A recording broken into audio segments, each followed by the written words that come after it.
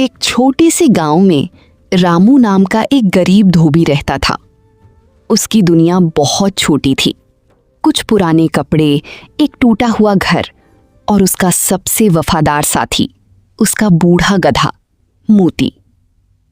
हर सुबह सूरज निकलने से पहले रामू और मोती नदी की ओर निकल पड़ते।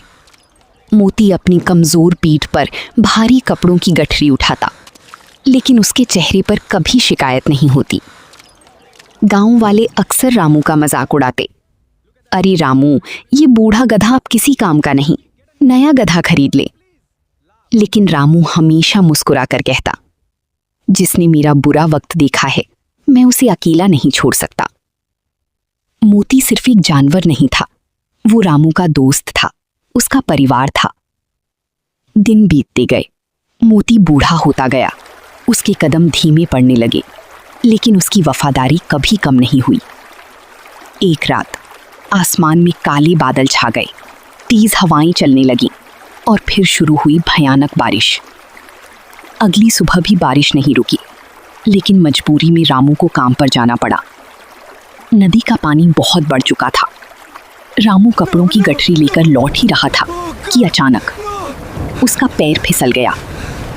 रामू तेज बहते पानी में गिर पड़ा। बचाओ बचाओ! मोती डर गया। उसकी आंखों में भय था, लेकिन अपने मालिक को डूबता देखकर वो बिना सोचे नदी में कूद पड़ा। तेज बहाव, बूढ़ा शरीर और लगातार बारिश, लेकिन मोती हार नहीं मान रहा था।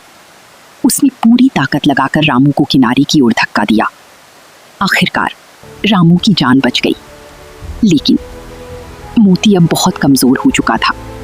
वो धीरे धीरे जमीन पर गिर पड़ा। रामू भागकर उसके पास आया। मोती, आंखें खोल, मुझे छोड़कर मत जा। रामू की आंखों से आंसू रुक नहीं रहे थे। बारिश धीरे धीरे रुक गई, आसमान साफ होने लगा। मोती ने आखिरी बार अपने मालिक की ओर देखा और फिर उसने हमेशा के लिए अपनी आंखें बंद कर ली। पूरा गांव उस दिन रो पड़ा। जिस गधी को लोग बेकार समझते थे, आज वही सबसे बड़ा वफादार निकला।